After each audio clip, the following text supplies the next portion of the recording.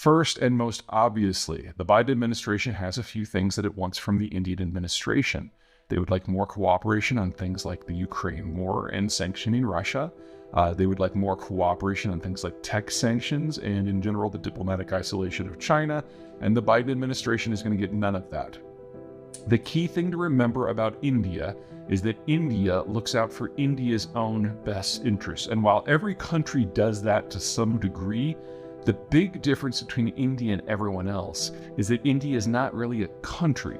It's more like the Holy Roman Empire, where there is technically a central government, but almost all decisions that matter are made at the state and local level.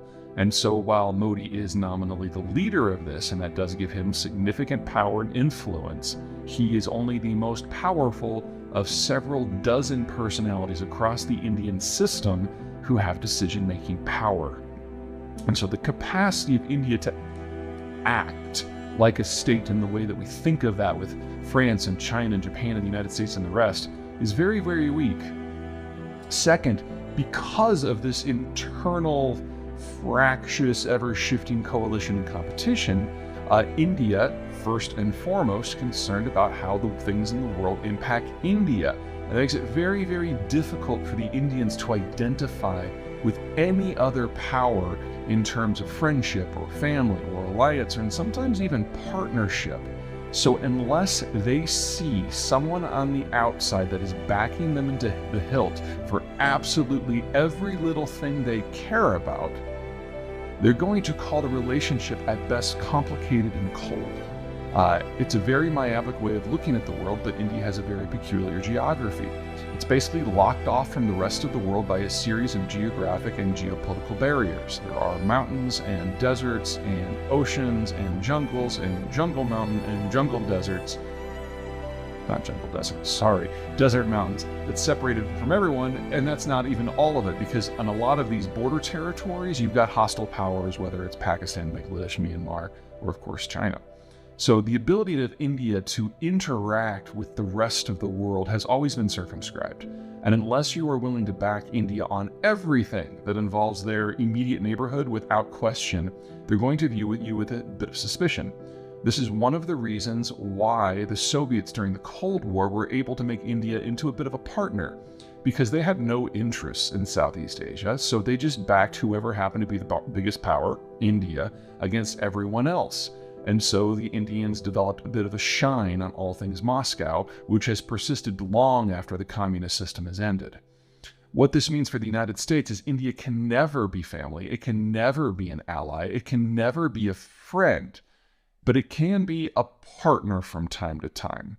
But because the Indians view everything through the very short-sighted lens of national interest, they don't have anyone who will watch their back.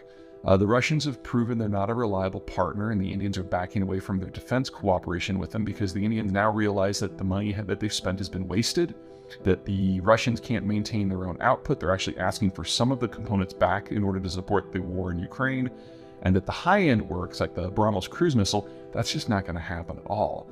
And so the Indians, they're not dumb, they're short-sighted. There's a difference, and eventually you get to a certain point where they realize that now they would only be putting good money after bad, and that means the Russian partnership, if that's the right term, is now functionally over as well. India is also not going to help the United States in boxing in the Chinese because they have a hard time seeing past their own nose. And anything that reeks of American leadership, which obviously would be in play here, is something the Indians are going to reflexively recoil against. Now, does this mean that I think India is doomed? No, far from it. A couple big things to keep in mind. Number one, geography works both ways. India has a hard time projecting out, other powers have a hard time projecting in, especially on land. For naval powers like the United States or Japan, that's less true, and that's one of the reasons why this Quad idea exists, because Japan, Australia, the United States, and India can cooperate to a degree on naval issues that affect the Indian Ocean basin, because Japan, Australia, and the United States don't have strong interests in the Indian Ocean basin, especially now that the war on terror has been closed down. There was a period for the last 20 years where Indian-American relations were not hostile, but problematic, because the United States had to be up to its hips in all things Pakistan in order to get military supplies to its operation in Afghanistan. Now that that's over, the Indians and the Americans can commiserate about how much they dislike all things Pakistani, and that's done wonders for the relationship.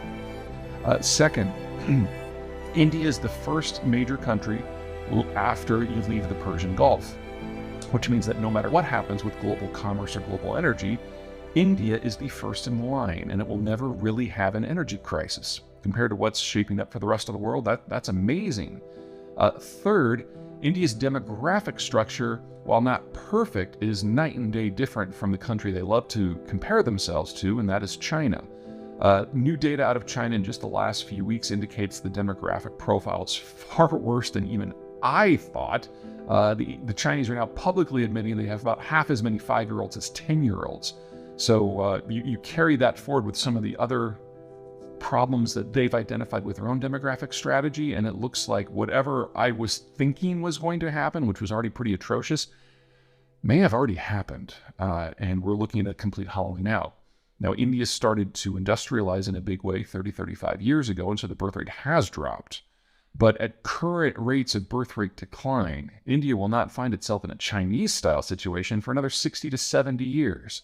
And that's a long time for things to go right. So India does have a demographic dividend. They've got a lot of young adults that had fewer children in the past. That generally spells an opportunity for a 20 to a 30-year consumption-driven growth opportunity. That's not without risk, but on the mechanics of it, the next couple of decades look great. And then the fourth, as the Chinese face problems, a lot of the manufactured goods that the world has been importing from the Chinese system are going to go away. Now, that means if countries still want stuff, they're going to have to build out their own networks to build that stuff themselves. That applies to India just as much as everywhere else, so we should expect to see a 2 to 3 decade industrial boom in the Indian space as well. Now, it will be different from what's happening in Mexico, because remember, India has no allies, no friends, and very few partners, and those partners are erratic. So the sort of manufacturing synergies that Canada, the United States, and Mexico, and to a lesser degree Central America and Colombia can generate, India has to do it all itself. And that means it'll be more expensive, more time-consuming, slower to happen, use more labor, be less productive, less efficient, at the end of the day have lower quality product. But in a fractured world, India will have something that a lot of countries won't. It'll still have stuff. And in that sort of world, India looks good. They are perfectly capable, the Indians, of running an economy that is globally significant without being one that is globally wired. So for Biden, do I think anything of substance is going to come out of this summit? No. The geography of India, the politics of India, the ideology of India probably precludes that. But that doesn't mean that the relationship has to be hostile. And if there's going to be a major power in a different hemisphere in a strategically